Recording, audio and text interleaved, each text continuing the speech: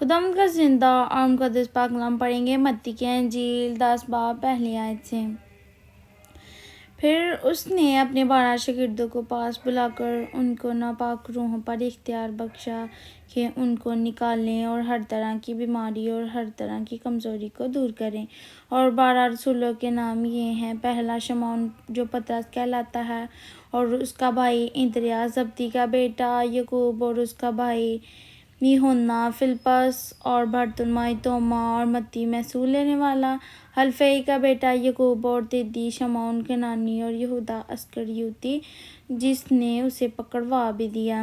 ان 12 کو یسوع نے بھیجا اور ان کو حکم دے کر کہا، غیر قوموں کی طرف نہ جانا اور سامریوں کے کسی شہر میں داخل نہ ہونا، بلکہ اسرائیل کے گھرانے کی کھوئی ہوئی بھیڑوں کے پاس جانا اور چلتے چلتے یہ منادی کرنا کہ آسمان کی بادشاہی نزدیک آ گئی ہے۔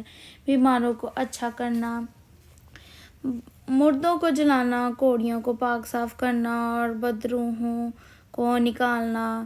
تم نے مفت پایا، مفت دینا، نہ سونا اپنے کمر بند میں رکھنا، نہ چاندی، نہ پیسے، راستہ کے لیے نہ جولی لینا، نہ 2 کرتے، نہ جوتیاں، نہ لاٹھی، کیونکہ مزدور اپنی خوراک کا حقدار ہے۔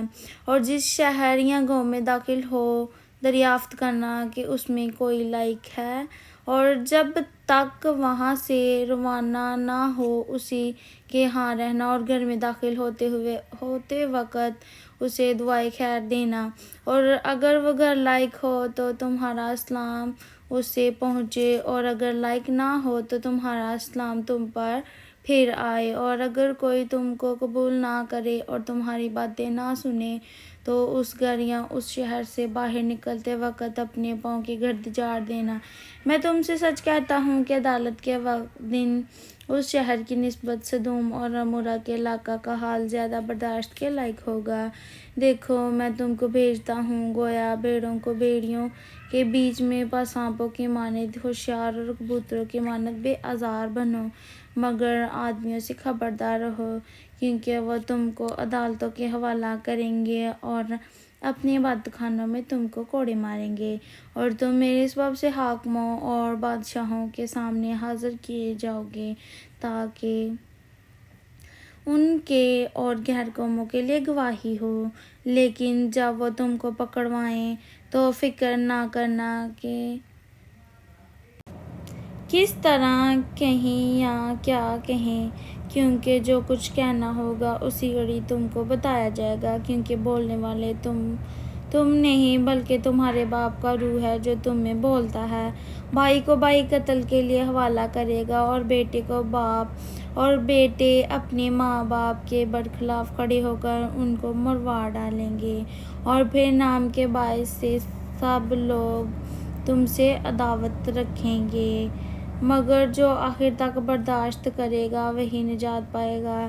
جب تم کو ایک شہر میں ستائیں تو دوسرے کو بھاگ جاؤ، کیونکہ میں تم سے سچ کہتا ہوں کہ تم اسرائیل کے سب شہروں میں نہ پھر چکو گے کہ ابن آدم آ جائے گا۔ شاگرد اپنے استاد سے بڑا نہیں ہوتا، اور نہ نوکر اپنے مالک سے۔ شاگرد کے لیے یہ کافی ہے کہ اپنے استاد کی مانند ہو، اور نوکر کے لیے یہ کہ اپنے مالک کی مانند۔ جب انہوں نے گھر کے مالک کو بعض بول کہا تو اس کے گھرانے کے لوگوں کو کیوں نہ کہیں گے؟ بس ان سے نہ ڈرو، کیونکہ کوئی چیز ڈھکی نہیں جو کھولی نہ جائے گی، اور نہ کوئی چیز چھپی ہے جو جانی نہ جائے گی۔ جو کچھ میں تم سے اندھیرے میں کہتا ہوں اجالے میں کہو، اور جو کچھ تم کان میں سنتے ہو کوٹھوں پر اس کی منادی کرو۔ جو بدن کو قتل کرتے ہیں وہ روح کو قتل نہیں کر سکتے، ان سے نہ ڈرو بلکہ اسی سے ڈرو جو روح اور بدن دونوں کو جہنم میں ہلاک کر سکتا ہے۔ کیا پیسے کی 2 چڑیاں نہیں بکتی، اور ان میں سے ایک بھی تمہارے باپ کی مرضی بغیر زمین پر نہیں گر سکتی؟ بلکہ تمہارے سر کے بال بھی سب گنے ہوئے ہیں۔ بس ڈرو نہیں، تمہاری قدر تو بہت سی چڑیوں سے زیادہ ہے۔